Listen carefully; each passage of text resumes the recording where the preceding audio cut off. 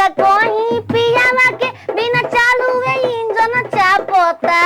नया नया दबाई रोल हरन में धाई धाई दाबता नया नया दबाई रोल हरन में धाई धाई दाबता देखा का हो बुढ़ी माई छते पर से फगुनिया के माई ताकेले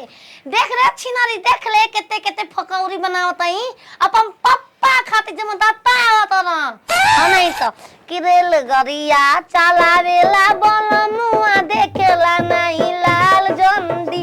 रेल गरिया चलावेला बनमु देखेला नहीं लाल जंदी हो जल्दी से सुनाएगा पापा को पसंद आएगा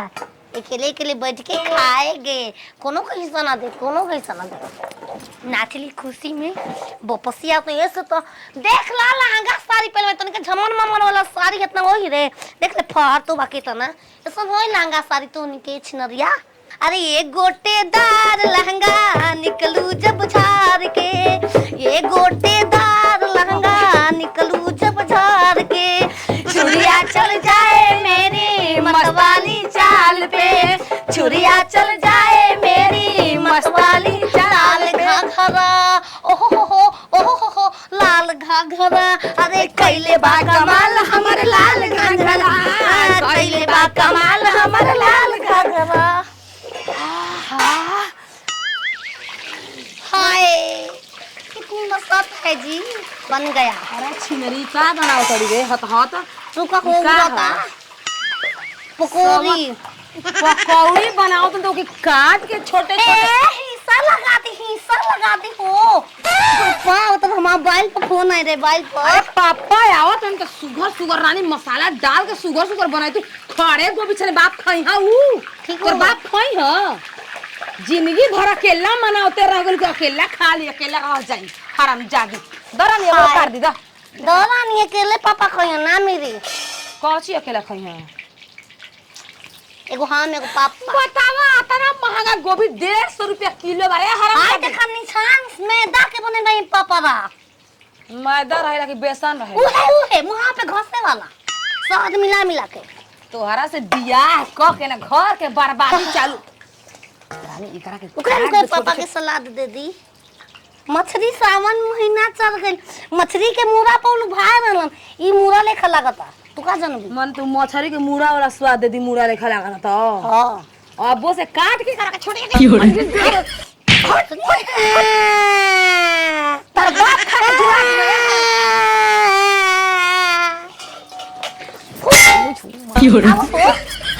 मरबू हो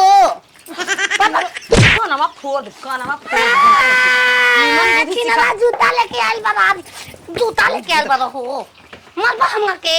तोर बापोए खातिर कहतनी कि नाम करे हमार बेटी नाम नहीं खे करे के उनका नाम हम हो गइल बानी क के ए बचिया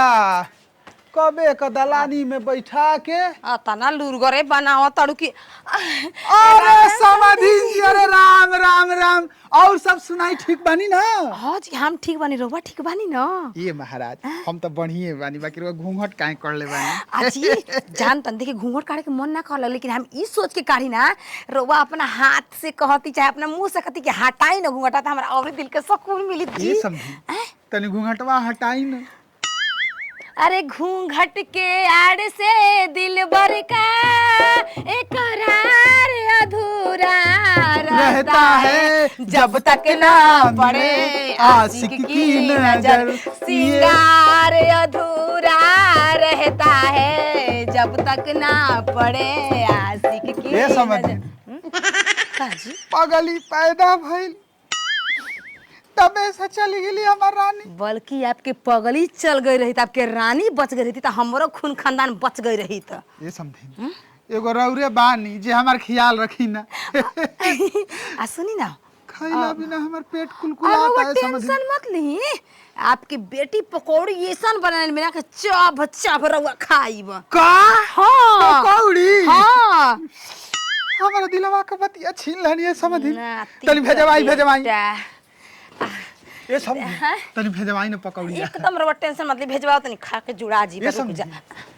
आहा आधा पता नु स्वादा मछली के रास्ता में खिया के रोटी गरम है रे गरम पहले होई खइयन तब होई खइयन तोहार बापवा दोनों में कौनो ना खाई जैसे छाले बन चुप भोसरी अब सगुनिया अरे सारी चकरी रे जा भूखाइल बजा खिया द खियाइबे कर अपन हाथ से गट गट खिया जुराज यहाँ बपवा बेटियो जुराज की पकौड़ी बना के इतना महंगा के ठीक अरे ना बनौले बानी खाला बाबा आम के पकौड़ी पापा कह दू छिनार कह के खूब चा भले तब हम जाए कि कैसे खियावती अपना बाप के बो बो बो बो बोरे बोरे बोरे नाचेम दोरे दोरे दोरे अरे हमर बिटिया रानी पानी पानी क्यों नारो ए जा माथा खबार भल बा रोज रोज सुअर में भेजते से हमरा के काम करे खातिर सुअर सुअर के चारा डाले जातनी रोज रोज हम ई काहे तबे तो मोटा ऐसा तो सामना बीती त कच्चे देना खाऊंगी ई कुल काल तू कुल ई का हो अरे बनौले बानी खाला छिनरो हमहु पकौड़ी बनौले बानी ठूसला गोभी के पकौड़ी बनौले बानी खाला ऐसा ही गोभी का पकौड़ी बनेला हत्ते हत माई मर गल ढुरुकिए में से चुप हम ना देखनी बनावत तोहरे के जन्म देबे में टपक गई मोट नहीं हम ढेरो मोट रही को पातर हम देखनी बसड़ो तो कैसे मुगल हो नटाई बगल थोड़े होत रहे ओणा से कोई रहू के मां के जान ऑपरेशन करे के पड़ल पेट चिर के निकलैलू डॉक्टर कहलस कि जच्चा बचेगा नहीं तो बच्चा बचेगा तो हम करी बच्चा के बचा लीजिए जच्चा को मार दीजिए पापा कितना प्यार करेला क्यों रे बारा हमरा के बचैला हमरा के तू माई से काहे समदिनिया से प्यार ऐसे दाते काटे खाते गोड़ लागले तो के आशीर्वाद दे दे के गोड़वा लागले धो के आब गोरवा तब न रे माटी लागल बा भूसड़ो गोड़वा धो के तब लगबू हमार श्रद्धा बा कि तो ई कहा गो लागतै गोड़ से गोड़ हमार श्रद्धा बा कि तो के कह दे कि जुग जुग जिया दूसरा कमरिया से पातर वाला मुआ हमार कमरिया से पातर वाला मुआ हमार मर बदाम के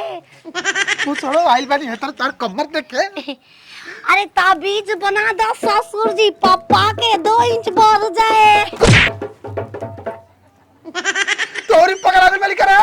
भूसड़े बुधिया बढ़ जाची न माना ना ना तू बेटी बालू कबे का बैठैले बालू बेटी तू थोड़े आई फुलझाड़ी कुमारी हूँ अच्छा हमार बेटी ना आई ना तोरे के पैदा करे में हमर बुढ़िया चली गेल को पैदा कइले माई पैदा कइले को खाता खाला तेल धरे तेल खा रणुआ तेल लेके आई का तेल धरे कपड़ तू खा ले पतीले करो तेल हई पकौड़ा लुकाई में तेलो बा पापा तू तेल लगाइबू ना जब तोरा वो तने शौक बा धल धल सुन का एकरा के ले जो मैं ही होती होती नहीं मैं का होती कनी हो कि मेहिन मिल करू तो बपवा खाई धारा होते होते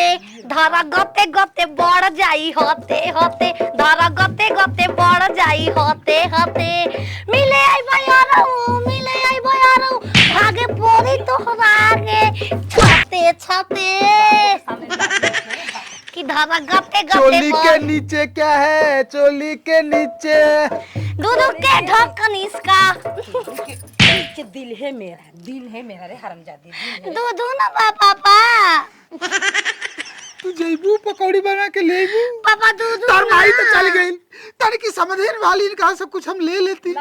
छिनरो दिल बात दिल चाम के नीचे न बाहो अबे पहले दूध ना आई चल के नीचे का रो पगलाइल बनी पागल लगी संग चली होने दलाली में बता